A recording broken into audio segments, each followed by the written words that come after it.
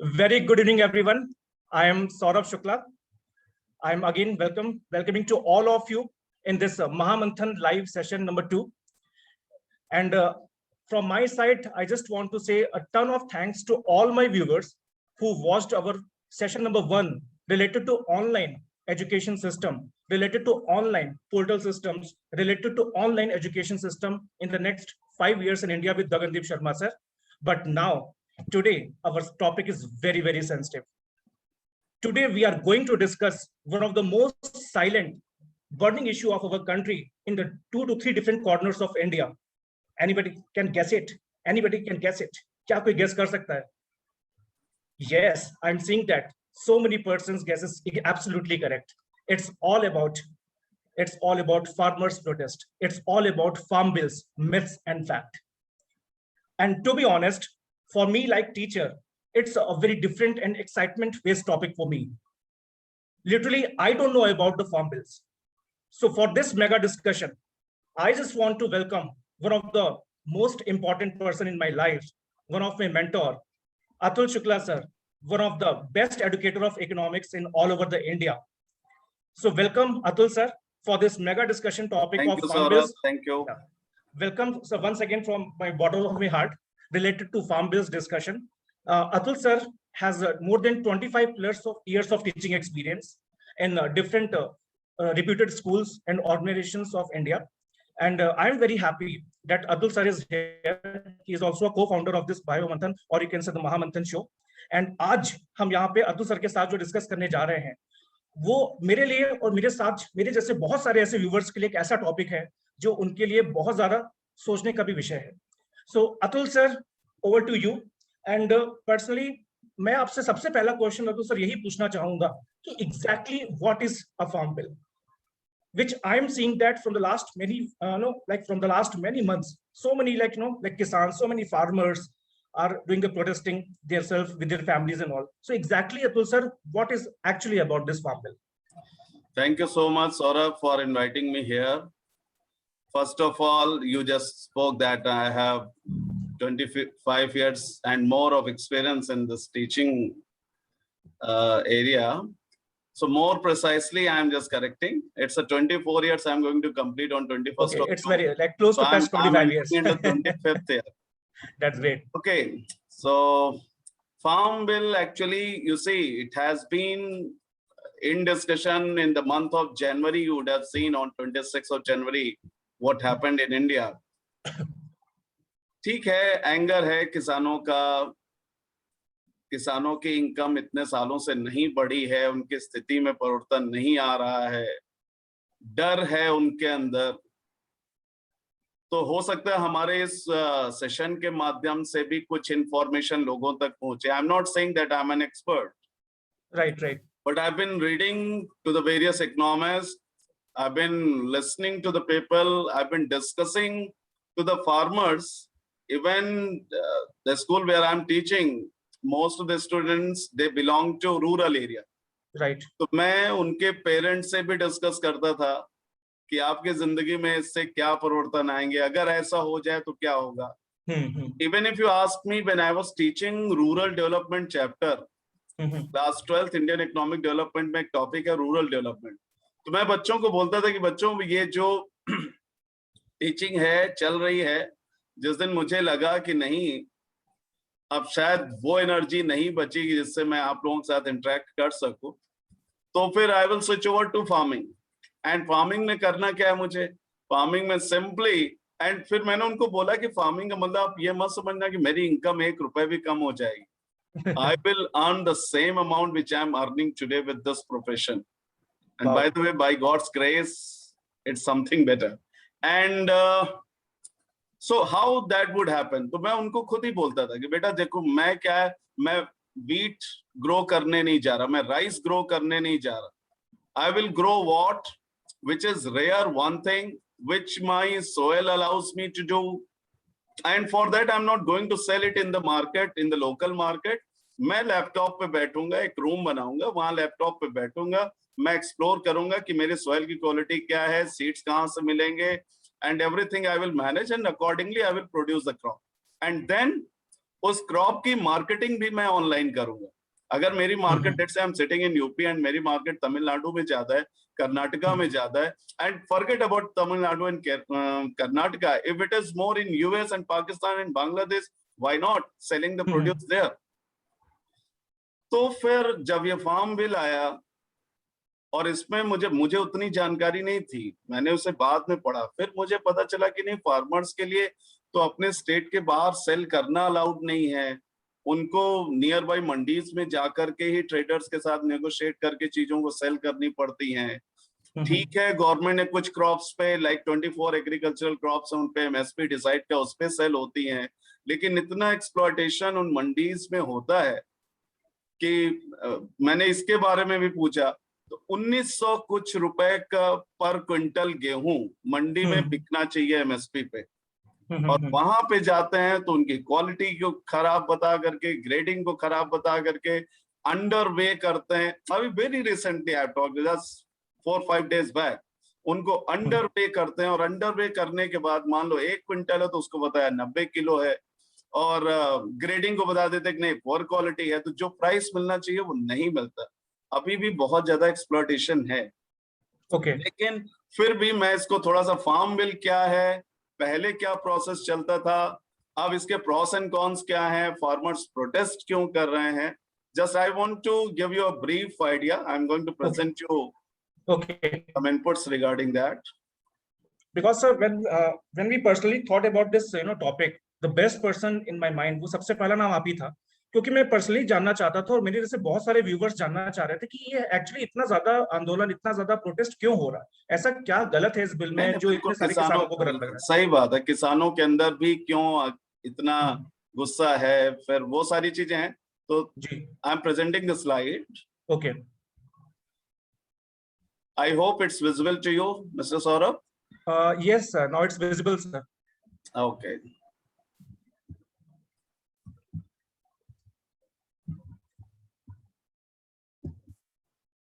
So you see here, it talks about farmer laws and failing economy.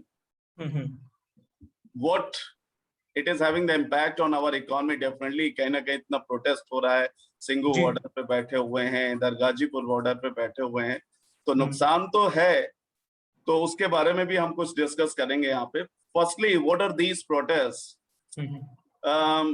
नवंबर में start हुआ था, so forward 6 months now, farmers from 2 crucial states particularly, Haryana and Punjab, these are in terms of agricultural product, they are very rich states in the country, and per capita income भी अगर आप देखें तो हरियाणा की बहुत अच्छी है। So have been up in arms against the government, protesting against the new farm laws. On one side, there is a mass of farmers, individuals scared and solely focused on feeding their families, but still they are coming out and protesting. क्योंकि उनको कहीं ना कहीं लगता है कि शायद इन farm bill से उनके अस्तित्व को खतरा होगा, उनका सर्वाइवल कहीं ना कहीं खतरे में पड़ेगा, राइट? इसके पहले जैसे मंडी सिस्टम होता था, तो मंडी सिस्टम में क्या होता था, फार्मर्स अपनी क्रॉप्स को लेकर के होलसेल मार्केट मींस मंडी में जाते थे, मंडी में उन्हें गवर्नमेंट जो एमएसपी डिसाइड करती थी उस पे उनको प्रोड्यूस सेल करना पड़ता था। मंडी बनाने का जो मेजर एम था वो ये था कि ट्रांसपेरेंसी रहेगी, फार्मर्स, ट्रेडर्स, और वहां पे गवर्नमेंट अपॉइंटेड लोग होंगे जिनसे कि कहीं ना कहीं ट्रेडर्स और फार्मर्स के बीच में अगर किसी तरह का कोई डिस्प्यूट है तो उसको सॉल्व करेंगे, वो सारी चीजें थी। So transparency in sales between farmers and traders. System provides oversight that protects farmers by giving them market standards कि किस तरह से weighing करनी है, क्या weights होने, क्या rates होने, everything was decided. And farmers का जो ऑब्जेक्टिव था जो उसको स्टार्ट करने को ये था कि फार्मर्स एक्सप्लॉयटेशन नहीं होना चाहिए इनका। लेकिन later on their was so much corruption in India, actually Saurabh सुनने में बुरा लगता है, farmer has this corruption has become a way of life. If it would have been part of life, समझ सकते हैं कि हाँ थोड़ा बहुत करप्शन हमारे सिस्टम में है, but it's not part of life now. It has become way of life. बिना इसके जीना ही नहीं। तो because of that जो मंडी सिस्टम को डिलीवर करना चाहिए था वो नहीं कर पा रहे। But one thing more I'll be telling you that कि मंडी सिस्टम तब भी जा नहीं रहा है, क्योंकि फार्मर्स को लगता है कि ये चला जाएगा, तब भी वो जा नहीं रहा है.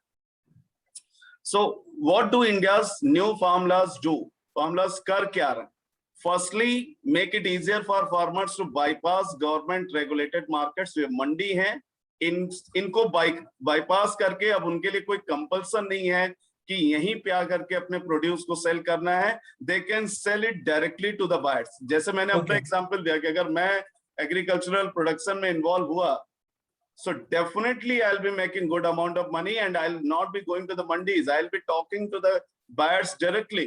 और हो सकता है मैं उनके पास सामान पहुंचाने के लिए वेरियस चैनल्स को अडॉप्ट करूं और उनको भी एम्प्लॉयमेंट दूं. Right? So Atul sir, I have liberty to ask this question with you because the main purpose of Mahamanthan is that अगर किसी भी इंसान के, किसी भी मेरे जैसे इंडियन के दिमाग में, मन में, जहन में सर कोई भी क्वेश्चन हो, तो हम इस फील्ड में आने वाले आप जैसे बहुत सारे जो नेक लोग हैं जिन्होंने अपनी फील्ड में काफी अच्छा काम किया है, जिनको काफी नॉलेज है इन सब्जेक्ट्स की, हम उससे जरूर पूछें कि सर मेरे जैसा इंडियन आपसे पूछना चाहता है इस महामंथन में कि why majority of farmers are against this bill, why many opposition parties like Congress are opposing this farm bill. I'll come to that, Saurabh. Just have patience. I'll come to that. Okay, then second law under this is that the farmers directly can come into contract with the private players. उन्होंने मुकेश अंबानी के साथ, रिलायंस के साथ कर लिया, या even Baba Ramdev भी आजकल इस फील्ड में उनके साथ कोलैबोरेशन कर लिया. कर को आप एंटरप्रेन्योर हो, आप इस तरह की चीजों में डील करो, आपके साथ उन्होंने कॉन्ट्रैक्ट कर लिया. सो डायरेक्टली प्रोड्यूस वो उनको सेल कर सकते हैं. इसमें होता क्या है, again I am quoting one example here, और ये बहुत पुरानी बात है. कॉन्ट्रैक्ट फार्मिंग कोई नई नहीं है इंडिया में. मैं 2006 की बात आपको बता रहा हूँ. Precisely I am telling you, October 2006 अक्टूबर 2006 में मैं एक जगह से आ रहा था, तो मेरे साथ में एक हमारे बड़े शुभचिंतक थे. तो उन्होंने कहा, अतुल सर आप दिल्ली में रहते हो और आप यहाँ 2 बीघा जमीन ले लो ना, कुछ काम करो. मैंने कहा भाई मैं कहाँ, मैं फार्मिंग फैमिली से भी नहीं हूँ, मैं कैसे इन सारी चीजों को मैनेज कर पाऊंगा. तो उन्होंने कोई नहीं, ऐसा होता है कि आजकल आप टमाटर की खेती करिए, आपको कुछ करना नहीं है.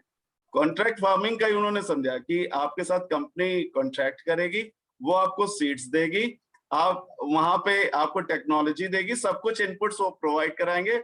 Only thing is that at pre-decided price they will purchase those things from you. और उन्होंने कहा कि अतुल सर आपकी 2 बीघा जो जमीन खरीदोगे वो within 2 years आपके रिफंड आ जाएंगे. अच्छा. But since I was living far away from here, so I didn't indulge in this economic activity. But the same thing in this new farm law has been introduced by the government, that the farmers can now enter into contracts with private companies. A practice known in India as contract farming and sell across state borders. और वो UP से बाहर जाकर के बिहार, मध्य प्रदेश, राजस्थान, तमिलनाडु, उड़ीसा में जाकर के वे अपने गुड को सेल कर सकते हैं. Right? And the third thing in this farm bill is that earlier there was a limit कि आप इतनी क्वांटिटी को स्टॉक पाइल कर सकते हैं, उससे ज्यादा स्टोर नहीं कर सकते हैं. वो लिमिट हटा दी गई. अच्छा. अब लिमिट हटा देने से लोगों को यह है कि अब आपने तो जो ट्रेडर्स हैं उनको अलाउ कर दिया होर्डिंग करने के लिए, लेकिन गवर्नमेंट ने स्ट्रिक्टली बोल दिया है कि होर्डिंग अलाउड नहीं है. अगर कोई क्लाइमेटिक सिचुएशन होती है जहां पे फूड स्कैर्सिटी हो रही है, या किसी भी क्रॉप के प्राइस 50% से ज्यादा बढ़ गए, मान लो 100 रुपीज पर केजी का कोई प्रोडक्ट है और वो 150 हो गया, मतलब बहुत ज्यादा महंगाई उस प्रोडक्ट को लेकर के हो गई, तो वहां पे फिर गवर्नमेंट इस एक्ट को लाएगी और लिमिट को सेट कर देगी कि आप इससे ज्यादा होल्ड नहीं कर सकते हो. लेकिन होता क्या है कि हमारा प्रोड्यूस बहुत ज्यादा, अगर हम होल्डिंग अलाउ नहीं करेंगे तो वो सड़कों पे जाकर के फेंकेंगे, अगेन वेस्टेज है. तो यहाँ पे उस होर्डिंग की लिमिट को हटा दिया गया. सो दीज आर, मतलब इनके तो बड़े टेक्निकल टर्म्स यूज करके इन लॉस को बोला जाता है, बट मैंने सिंपल लैंग्वेज में आपको बताया कि अब वो मतलब अपने प्रोड्यूस को डायरेक्टली सेल कर सकते हैं, अक्रॉस द बॉर्डर सेल कर सकते हैं, और जो लिमिट थी होर्डिंग की वो अब हटा दी गई है. लेकिन होर्डिंग अगर कहीं कोई इमरजेंसी सिचुएशन होती है, वॉर लाइक सिचुएशन है, कैलामिटिक सिचुएशन है, या जैसे प्राइसेस में बहुत ज्यादा उछाल आ रहा है, तो वहां पे गवर्नमेंट अगेन इन होर्डिंग्स को लिमिट को सेट कर देगी और उससे ज्यादा फिर कोई होल्ड नहीं कर सकता, जिससे कि अननेसेसरी जो प्राइस राइज है वो नहीं। राइट। अभी अब ये सारे चीज करने के पीछे उद्देश्य क्या था? जितनी भी कमेटीज पहले बनी, जैसे स्वामीनाथन कमेटी की बात बहुत होती है कि 2004-06 में इन्होंने रिकमेंडेशन दी थी that there should be one Indian market for all the crops.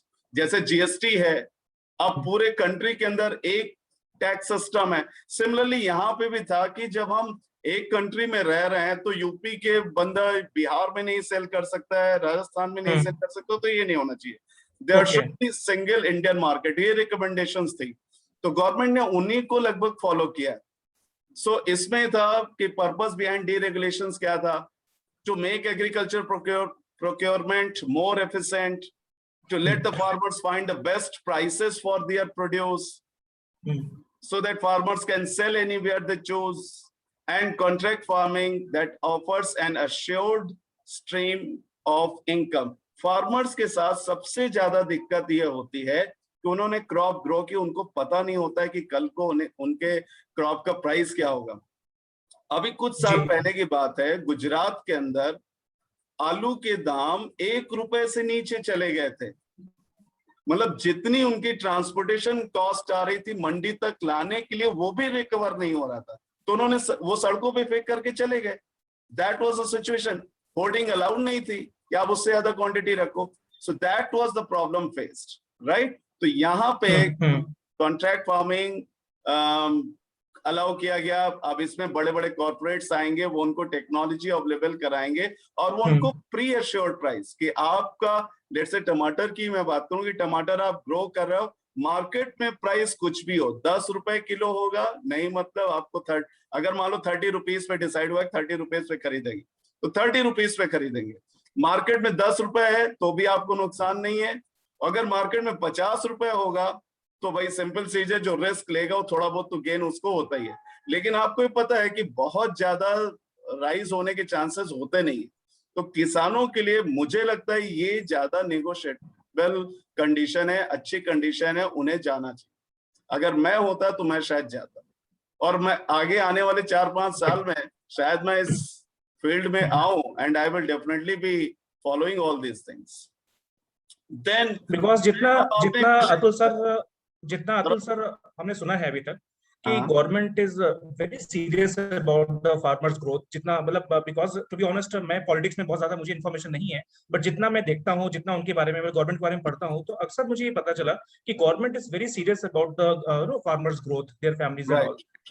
और जैसे बिल्कुल सही कह रहे हैं, उन्होंने बोला भी था कि 2022 तक हम 2024 तक शायद उन्होंने टारगेट रखा, 22 से 24 जो भी है, कि किसानों की इनकम को दोगुना करेंगे जी।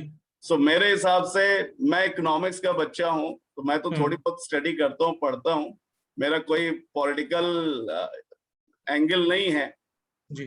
जैसे आपने अभी कांग्रेस का पूछा, मैं आगे डिस्कस करूंगा कि ये क्यों मतलब अपोज कर रहे हैं। I will come to that, let me explain here the reasons for protest.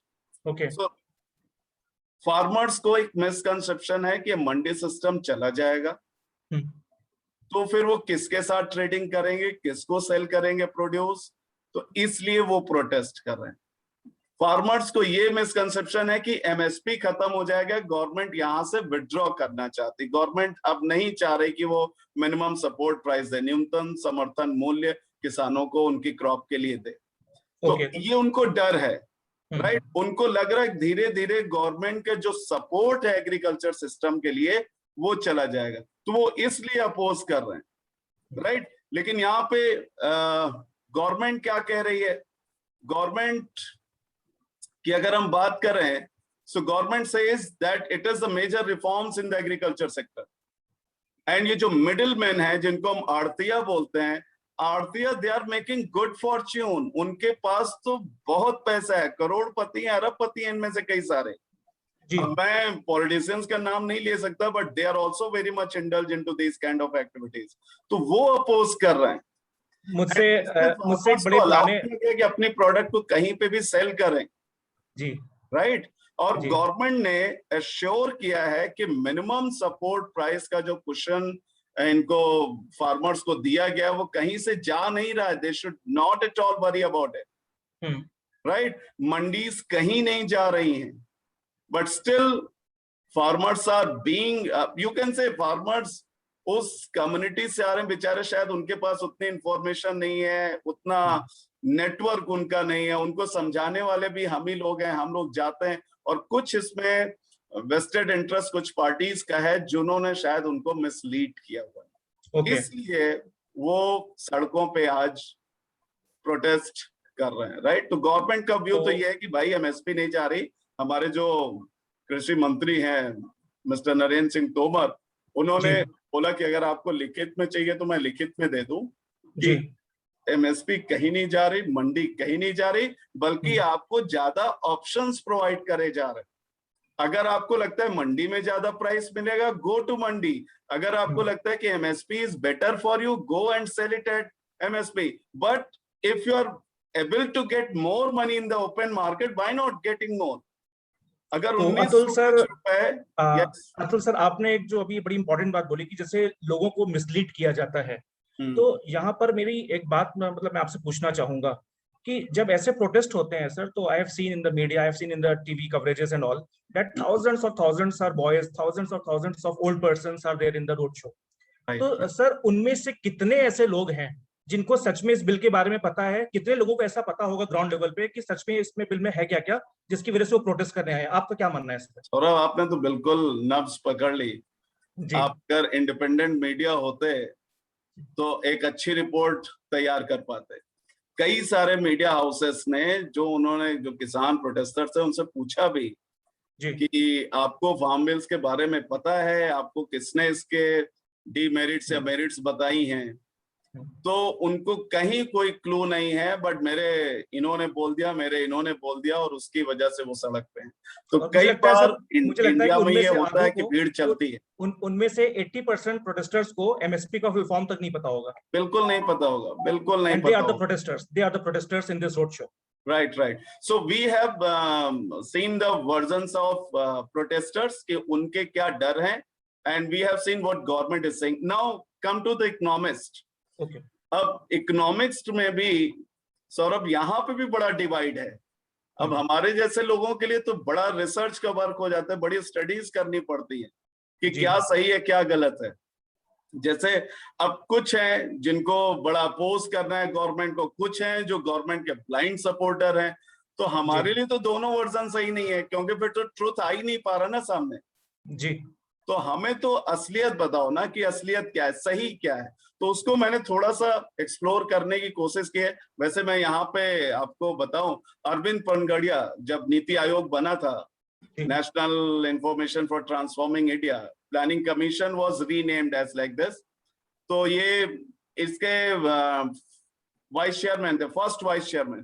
तो इन्होंने बोलता for the farmers there is no downside and the upside is significant. के फार्मर्स के लिए नीचे जाने का सवाल ही नहीं, केवल उनको ऊपर ही जाना इन फार्म बिल से। अब ये अरविंद पनगड़िया साहब अब इकोनॉमिस्ट हैं, रिनाउंड इकोनॉमिस्ट हैं। आगे आते हैं कौशिक बसु साहब। ये जब यूपीए की गवर्नमेंट थी, सोनिया गांधी जी की गवर्नमेंट थी, अब सॉरी अब मैंने सोनिया गांधी बोल दिया, मनमोहन सिंह जी की गवर्नमेंट थी जी।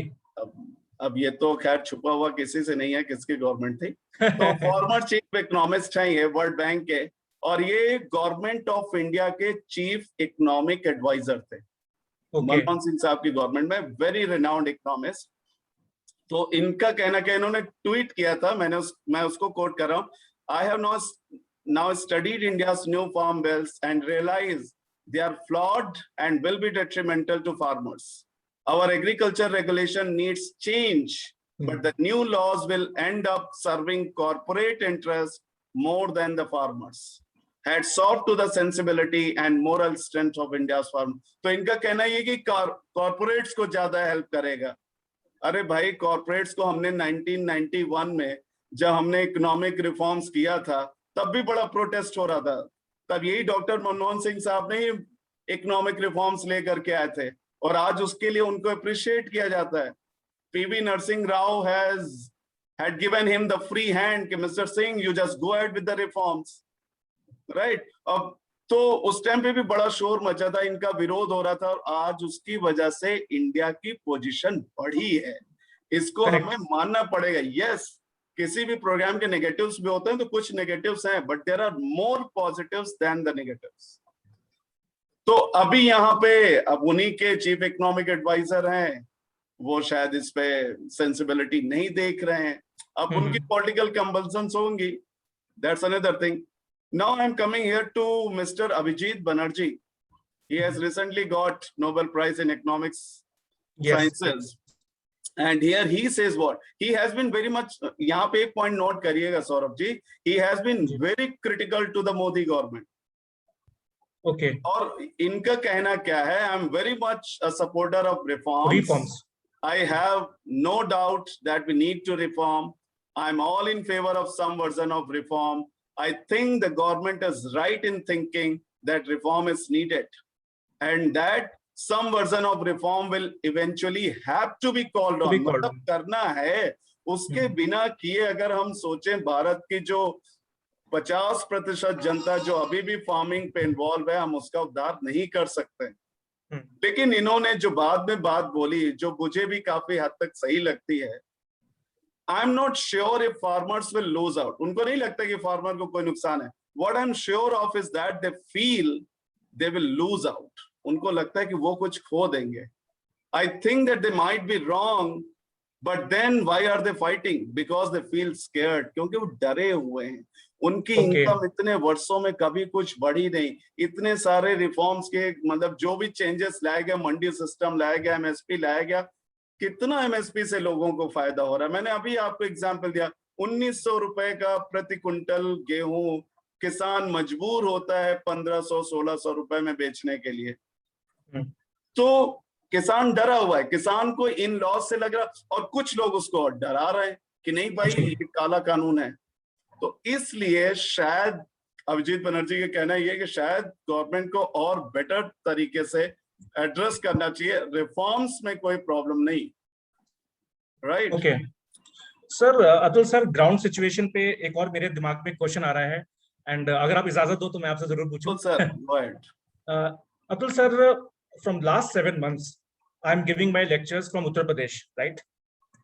Why there is no protest in UP, Bengal, Bihar? Why protests are most prominent in Punjab and Haryana? Okay, इसमें बेसिकली क्या है, अगर आप MSP की जो कहानी देखिए जी, पूरे कंट्री में 85% से ज्यादा जो MSP पे खरीद होती है, जो किसानों से अनाज खरीदा जाता है, particularly wheat and rice, 85%, more than 85% of India's these crops, agricultural crops, are bought at MSP in Punjab and Haryana. Okay. तो पंजाब और हरियाणा में मतलब कंट्री का सबसे बड़ा हिस्सा जो MSP पे खरीद हो रही है वो पंजाब और हरियाणा से हो रही है। तो पंजाब और हरियाणा के किसानों को लग रहा है, एक्चुअली इसमें जैसे मैं सॉल्यूशन पे मैं बाद में डिस्कस करने वाला था, इस पॉइंट को मैं अभी भी बता सकता हूं कि पंजाब के किसानों की एक प्रॉब्लम हुई। शुरू में जब ग्रीन रिवॉल्यूशन हुआ, वो शिफ्ट हुए, उन्होंने व्हीट का सरप्लस प्रोडक्शन किया, राइस का सरप्लस प्रोडक्शन किया। Definitely we have become self sufficient and we are exporting. लेकिन कई बार होता है कि हम एक्सेस जो है प्रोडक्शन करते हैं। जब एक्सेस प्रोडक्शन होगा, मार्केट प्राइस कम होंगे, हमारे एक्सपोर्ट्स उतने बढ़ नहीं रहे, तो why not to shift to other crops. और राइस के मामले में बताऊं, ये एनवायरमेंटल डिग्रेडेशन के लिए भी बहुत बड़ी मतलब रिस्पॉन्सिबिलिटी पंजाब के किसानों को लेनी चाहिए। राइस के लिए उन्होंने इतना पानी नीचे से निकाला है, इतना पानी नीचे से निकाला है कि इनको आगे आने वाले कुछ वर्षों की भयावता का अंदाजा नहीं है। Punjab will be next Rajasthan if they are not stopping the cultivation of rice. Okay. 200 feet तक रूरल एरियाज में वाटर टेबल चला गया है। तो इनको एक्चुअली वहां, अब इनको लगता है कि नहीं व्हीट पे, राइस पे बड़ा अच्छा MSP है और इस पे हम सबसे ज्यादा मंडीज का आप देखो, मतलब नॉर्थ ईस्ट में चले जाइए तो कई सैकड़ों किलोमीटर में एक मंडी नहीं होगी, और पंजाब में 2-2.5-4 किलोमीटर में आपको मंडी मिल जाएगी।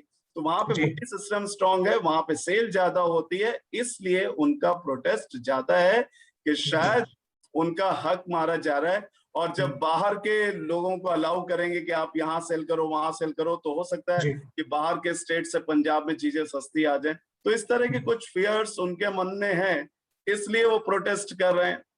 बट इसके अलावा जैसे मैंने बोला कि डरे हुए हैं किसान, उसमें कोई डाउट नहीं है, लेकिन इनको और डराया भी जा रहा है। अब इससे हमारी इकोनॉमी पे कितना नुकसान हो रहा है जी।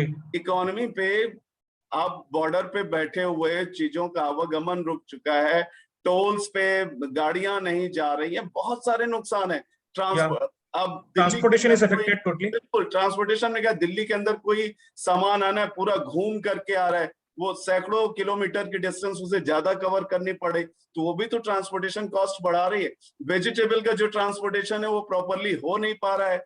वेजिटेबल्स क्या, सप्लाई चेन पूरी डिस्टर्ब होती है, एंड जब सप्लाई चेन डिस्टर्ब होती है तो कॉस्ट भी बढ़ती है, और कॉस्ट का इम्पैक्ट हमारे जैसे मिडिल क्लास पे आकर के पड़ता है।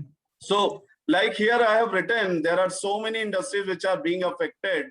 The size of the combined economies of Punjab, Haryana, Himachal and J&K has been given its approx 18 lakh crore.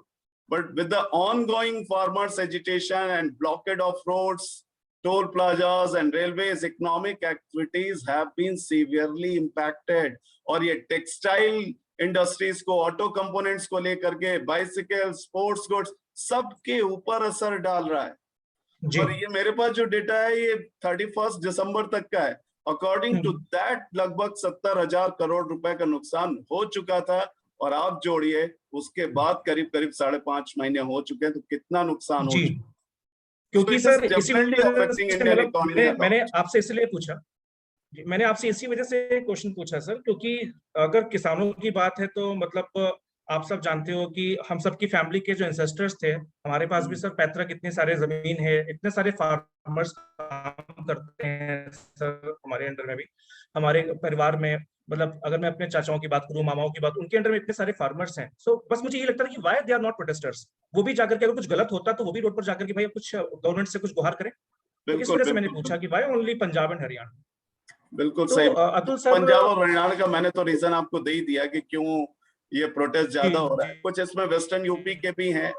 अब इसमें जैसे एक महत्वपूर्ण नाम भी आता है, नाम लेना मैं उचित नहीं समझता यहाँ पे, तो अब उनके भी कुछ पॉलिटिकल एस्पिरेशंस हैं, शायद इस गवर्नमेंट की वजह से पूरे नहीं हो पा रहे, वॉट एवर रीजन भी, तो इसलिए भी वहां पे प्रोटेस्ट है। Otherwise largely rest part of the country you will not find that level of protest. Yes, आपने एक क्वेश्चन पूछा था कांग्रेस को लेकर जी, कि कांग्रेस क्यों अपोज कर रही है जी। शुक्ला जी, मैं आपको बताऊं, कांग्रेस और बीजेपी, इनकी इकोनॉमिक पॉलिसीज ऑलमोस्ट सेम है, ऑलमोस्ट सेम है। अच्छा, थोड़ा बहुत फर्क होगा, अदरवाइज ऑलमोस्ट सेम है। होता क्या, जब कांग्रेस पावर में होती है और वो कुछ प्रोग्राम्स लाते हैं तो बीजेपी अपोज करती है, एंड जब बीजेपी ला रही तो कांग्रेस अपोज कर रही। लेकिन कांग्रेस का अपोजिशन करने का थोड़ा सा लेवल आजकल बढ़ गया है, वो थोड़ा सा कुछ पॉलिटिकल कैलकुलेशंस होंगे, वो किस वजह से बढ़ा, आई थिंक उनको शायद कुछ प्रॉब्लम्स होंगे। I am not discussing about politics, let's discuss here. तो जैसे मैं सुनता था इसमें न्यूज चैनल्स वगैरह पे डिस्कशन में देखता था कि कई बार जो बीजेपी के स्पोक्स पर्सन होते थे वो पूछते थे कि अरे भैया, वो कांग्रेस वालों को बोलते थे कि अरे भैया, संबित पात्रा के स्टाइल आप जानते हो, ऐसे बोलते हैं, अरे भैया आपने ही अपने मैनिफेस्टो में ये सारी चीजें डाली थी और आज हमने कर दिया तो आप नाराज हो रहे हो। तो मुझे लगा लोग ऐसे ही बोलते ही हैं, बहुत ज्यादा उस पर फोकस नहीं किया। बट मेरे बच्चों ने पूछना शुरू किया क्लास में कि सर आप इस पे कुछ, फिर मैंने स्टडी किया, फिर मैंने कांग्रेस का मैनिफेस्टो निकाला 2019 का कि इन्होंने अपने मैनिफेस्टो में क्या बोला था। Saurabh, you will be surprised, जितने भी अमेंडमेंट्स, जितने भी रिफॉर्म्स,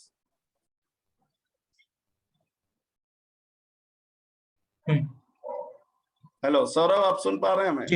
जी हाँ, आवाज आ रही है सर, थोड़ा हल्का सा बीच में कट रही है। जितने भी रिफॉर्म्स इस गवर्नमेंट ने किए हैं, अक्षरशः एक एक वर्ड उसमें point number this, point number this, point number this करके लिखा हुआ था कि हम अपनी, मतलब अगर कांग्रेस की गवर्नमेंट में आएगी तो हम मंडी सिस्टम को हटाएंगे, हम कॉन्ट्रैक्ट फार्मिंग को लाएंगे, हम ये लिमिट जो है रखी हुई है इसको बढ़ाएंगे, ऑल दैट।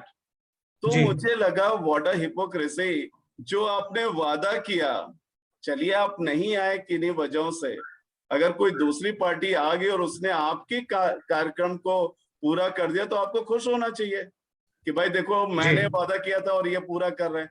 तो आप इससे समझ सकते हो कि जो अपोजिशन हो रहा है, ये अपोजिशन सिर्फ नाम के लिए हो रहा है, लेकिन मेरा जो कष्ट है, मेरा जो दुख है, मेरा दुख ये है कि आप अपनी पॉलिटिकल माइलेज की वजह से उन मजबूर किसानों को जिनके साथ कुछ अच्छा हो सकता है वो नहीं होने दे रहे। ये मेरा एक दुख है। So I have briefed you about all this के प्रेशर ऑन इकोनॉमी हो रहा है, लार्जली लॉज हैं क्या, गवर्नमेंट का क्या स्टैंड है और प्रोटेस्टर्स क्यों डरे हुए हैं। बाकी हमारे जो कृषि मंत्री उन्होंने तो काफी स्ट्रिक्टली बोल दिया था कि अगर आपको चाहिए, लिखित में चाहिए, तो मैं लिखित में दे दे रहा हूं कि एमएसपी नहीं जा रही है, मंडी नहीं जा रही। So that's all about my session. Okay. I'm just stopping the share. Yes, Saurabh. So may I expect like session is open for next questions? Yeah, sure. So one very direct question, Atul sir. Is there any funding behind these protests for these large scale persons? जैसे funding के लिए पूछा आपने जी, अब मुझे सौरभ अगर आपकी policies नहीं पसंद है और कोई आपके खिलाफ खड़ा है तो मैं उसको चाय कॉफी तो पिला ही दूंगा ना कि थोड़े दिन और प्रोटेस्ट करो, तो वो है फंडिंग, वो चल रहा है। अच्छा, वो तो होगा। ओके, तो अतुल सर यहाँ पर मेरे दिमाग में एक और क्वेश्चन आ रहा था। मैंने भी मतलब आपकी टीचिंग के बारे में भी मतलब थोड़ा सा मैं आउट ऑफ द बॉक्स जाके पूछना चाहूंगा। मैंने आपकी टीचिंग के बारे में बहुत तारीफ सुनी, मैंने पर्सनली भी आपको मतलब पढ़ाते हुए देखा है। तो आपके जीवन में इतने सारे लाखों विद्यार्थी आपने पढ़ा दिए एंड आई एम श्योर बहुत सारे आपके विद्यार्थी आज अच्छी पोजीशन पर हैं। जिंदगी का कोई एक ऐसा मोमेंट जिस दिन आपके जहन में आया होगा कि आप एक अच्छे टीचर बन सकते हो? बिकॉज टू बी ऑनेस्ट आज ने आपने बहुत सारी इंपॉर्टेंट बातें आज बिल्स के बारे में बताई हैं। टू बी ऑनेस्ट मुझे लिटरली इतनी सारी बातें नहीं पता थी। तो आज भी मैं देख रहा था कि कितनी शिद्दत के साथ, कितनी मेहनत के साथ आप ऑनेस्टी के साथ सारी चीजें बता रहे थे। तो आपकी जिंदगी में ऐसा कौन सा ऐसा मोमेंट था जिस दिन अब्दुल सर को लगा कि मैं एक अच्छा टीचर बन सकता हूँ? टीचर बन सकता हूँ अच्छा नहीं, मैं अच्छा बन गया हूँ या नहीं आई कांट से, लेकिन कोशिश बस यही होती है कि जो भी आपकी लाइफ में आए, जो भी मेरी लाइफ में आए, वो जीवन में कुछ कर जाए। और इतना कॉन्फिडेंस तो होता है कि अगर किसी ने कोई कांटेक्ट में आया है तो मैं पढ़ाई को लेकर के नहीं, लेकिन इतना मोटिवेशन तो हो ही जाता है कि नहीं। अब जैसे मैं अपनी क्लास में अभी आपको बताया कि मंडीज में कितना करप्शन है, तो मैं अपनी क्लास में जब पढ़ाता भी हूँ तो मैं बोलता हूँ बच्चों देखो अब इतनी सारी बुराइयां हम डिस्कस करें, इतना कंट्री में बुराइयां उतनी नहीं, थोड़ा बहुत चलता है और ये सब प्रोटेस्ट चलते हैं, इसमें ना किसान बुरे हो गए, ना सरकार बुरी हो गई, ना कांग्रेस बुरी हो गई, ना बीजेपी अच्छी हो गई, ये सब चलता है। लेकिन सबसे बड़ी चीज ये कि कल जब आप ऑफिसर बनोगे, जैसे मेरी क्लास में अधिकतर ऐसे होते हैं जिनको सिविल सर्विसेज में जाना जी, many of my students have cleared that as well, LSC तक पहुंचे हैं, लंदन स्कूल ऑफ इकोनॉमिक्स। अभी रिसेंटली एक बच्ची जो है रिसर्च स्कॉलर है हांगकांग में। खैर, तो वो तो सारा मतलब चलता रहता। मेरा पॉइंट ये था कि बच्चों जब कभी आप ऑफिसर बनना तो आप इकोनॉमिक पॉइंट पे किसी तरह का करप्शन नहीं करना, क्योंकि जिनके घरों में शाम को चूल्हा नहीं जलता, आप उनसे दर्द पूछिए जाके, उनका पेट कांग्रेस भरने नहीं जा रही, उनका पेट केजरीवाल भरने नहीं जा रहा है, उनका पेट मोदी भी नहीं भरेंगे, तो उनके लिए। लेकिन जब आपके ऊपर जिम्मेदारी है पॉलिसीज को इम्प्लीमेंट करने की, लेकिन जब आप करप्ट होते हो और उनके हिस्से का पैसा खाते हो, ये ठीक नहीं। I completely agree with you. इस तरह की कुछ चीजें होती हैं जो एनकरेज करते हैं, नहीं अतुल करते रहो करते रहो करते रहो, कुछ और बच्चों को एनकरेज करो। और एम यह है कि अगर 100 में से 2 भी मेरी बात से प्रभावित हो गए तो कुछ तो परिवर्तन आएगा ही। जी, तो अतुल सर जिस मुद्दे पे हम अभी आज डिस्कस कर रहे थे sir, regarding farm bills myths and fact, तो मैं भी डेली जब न्यूज देखता हूँ, इतने सारे जब अखबार पढ़ता हूँ, तो अक्सर मैंने ये चीज देखी कि टिकैत जी के इतने डिस्कशंस हुए मंत्रियों के साथ, मिनिस्ट्री के साथ इतने डिस्कशंस हुए, इतनी सारी टॉक्स एंड डिस्कशंस के बाद why there is not a single solution? देखो मैं नाम नहीं ले रहा था, आप तो सीधे नाम ही ले लिए टिकैत साहब का। तो टिकैत साहब पिछले इलेक्शन में अगर आप देखिए तो वो राष्ट्रीय वो जो जी लोक दल से उन्होंने चुनाव भी लड़ा था, तो कुछ पॉलिटिकल एस्पिरेशंस है। और अच्छा जैसे उन्होंने बोला था कि नहीं एक भी ट्रैक्टर जो है दिल्ली की सीमा में नहीं पहुंचेगा, वो सारे वादे किए तोड़े। तो इस गवर्नमेंट का मुझे एक चीज तो लगती है, अब इसको मतलब मेरे पॉलिटिकल एफिलिएशन से कतई जोड़ा ना जाए, लेकिन एक चीज तो लगती जी है कि फार्मर्स के लिए सिंसियर तो है। किसी ने भी फसल बीमा के बारे में नहीं सोचा। आज इस गवर्नमेंट ने सोचा तो जी ओलावृष्टि हो गई, कुछ भी हो गया, बाढ़ आ गई, फसल खराब हो गई, किसानों का तो पूरा पैसा डूब जाता था। अब कम से कम फसल बीमा में थोड़ा सा प्रीमियम दे करके उनको एक एश्योरिटी तो है कि कुछ पैसे मिल जाएंगे। तो ये गवर्नमेंट काम तो कर रही है, हो सकता तो है इनके कुछ अपने लॉसेस होते हो, ये हो सकता है। जी तो अतुल सर, मतलब ऐसे प्रोटेस्ट के कुछ फॉरेन कनेक्शंस भी होते हैं, आपको क्या लगता है? कुछ तो होगा। अब एक्चुअली हुआ क्या इस प्रोटेस्ट में, मेनली जैसे मैंने पहले बताया कि हरियाणा और पंजाब अफेक्टेड थे। तो पंजाब में लार्जली सिख कम्युनिटी है, बड़ी बहादुर कौम है, मतलब सैल्यूट टू देम। जी और मतलब कहीं से डिमीन करने का नहीं है किसी को, लेकिन यहाँ पे एक प्रोपेगेंडा चला कि जी शायद सरकार इनके खिलाफ है या कुछ है, जी इसीलिए बीच में बल्कि देखिए भी कोई इवेंट हुआ था, मोदी जी बिना नोटिस के शीशगंज गुरुद्वारा पहुंच गए थे जी कि अगर हमारा मतलब उनके जाने का सिंबोलिज्म देखिए, उनका जाने का सिंबोलिज्म ये था कि हमारे भाइयों को कोई ब्रांड ना करे कि वो एंटी इंडिया है। लेकिन होता क्या है कि बाहर कुछ खालिस्तानी मूवमेंट लोग चला रहे हैं, उनको शायद इसमें एक मौका मिला कि शायद हम मौका मिल इसको जाता है। और बढ़ा दे मूवमेंट को। जी लेकिन यहाँ पे पंजाब के मुख्यमंत्री कैप्टन अमरिंदर सिंह, वो भी बहुत जिद्दा दिल इंसान है। उन्होंने बोला कि इस तरह का जी मूवमेंट आओ तो करके तो देखो, हम फिर बताते हैं तुम्हें। So he also took तो tough stand against all those people. Ji Yes, Saurabh. तो समय का अभाव के कारण सर, वन लास्ट क्वेश्चन, अगर आपके हाथ में, अतुल शुक्ला सर के हाथ में डिसीजन होता, तो any solution, any suggestion from your side जो रातों रात इस पूरे मुद्दे का सॉल्यूशन निकाल देता? सो दो सॉल्यूशन है। एक सॉल्यूशन तो मैं पहले भी डिस्कस कर चुका हूँ जी कि एमएसपी पे वैसे तो गवर्नमेंट खत्म नहीं करने जा रही, उसने पहले ही बोल दिया है, लेकिन फार्मर्स अपनी जो जी क्रॉप ग्रोइंग पैटर्न है उसे बदले जी और उसको अपने सॉइल के कंडीशन के हिसाब से, डिमांड के हिसाब से, उस हिसाब से मैनेज करने की कोशिश करें, तो जी जी शायद चीजें बेहतर होंगी। और जी नंबर टू, जो पॉलिटिकल अपोजिशन हो रहा है जी कि कांग्रेस अपोज कर रही है, आम आदमी पार्टी अपोज कर रही है, या डीएमके जी और जी टीएमसी, जैसे अभी ममता बनर्जी ने भी 3 दिन पहले बोल दिया कि मेरा समर्थन है, तो ये सारे लोग जो सपोर्ट कर रहे हैं, यहाँ पे मेरा तो मोदी जी को एडवाइस है कि आप इन फार्म बिल्स को स्टेट्स के ऊपर छोड़ दो। पंजाब अपने यहाँ लगाना चाहे लगाए, ना लगाना चाहे ना लगाए, यूपी लगाना चाहे लगाए, ना लगाना चाहे ना लगाए। सो सारे स्टेट्स को छोड़ दो, फिर समझ में आ जाएगा, क्योंकि ओके अंदर से सब जानते हैं कि इसका बेनिफिट ही होगा। अब जब सबके ऊपर छोड़ देंगे और डीएमके जी नहीं लगाएगा, और इधर मध्य प्रदेश में शिवराज जी ने लगा दिया और उसका फायदा किसानों को मिला, तो फिर डीएमके के ऊपर प्रेशर पड़ेगा। लेकिन अभी क्या है, ये यूनिफॉर्म है, सेंटर का लॉ है, तो सेंटर के लॉ से हटा के अगर इसको स्टेट्स को इंडिपेंडेंस दे दें कि आप अपने यहाँ इंप्लीमेंट करो, if you wish to, if you do not wish to, it's your choice. तो आई थिंक ये सारा प्रोटेस्ट कल खत्म हो जाएगा, कल I think खत्म it's हो a great जाएगा। solution. I think it's a great solution, sir. It's a great solution from your side. And Atul sir, हमारे मतलब ऐसे ऐसे मतलब चीजें हैं कि हम बहुत कुछ डिस्कस कर सकते हैं, but I know the importance of your time also. Being as a teacher, I can feel the pulse of your time, right? Your time is very important. So thanks a ton, Atul sir, for this great session, for your great solutions, for your great suggestions. And Mahamanthan sir एक ऐसा portal है जिसके through हम अपने daily life में sir बहुत ज्यादा busy हैं. हम सब जब अपने चारों तरफ देखते हैं तो हम सब अपने जॉब से, तो इस इनिशिएटिव के थ्रू हम सब मिल करके बहुत कुछ ऐसा डिस्कस कर सकते हैं सर, जो कहीं ना कहीं इंडिया के हर एक कॉर्नर तक पहुंचे। हमारे बच्चों से लेकर के बड़े बड़ी मिनिस्ट्री तक, बड़ी बड़ी गवर्नमेंट्स तक वो जरूर इस सेशन को देखें।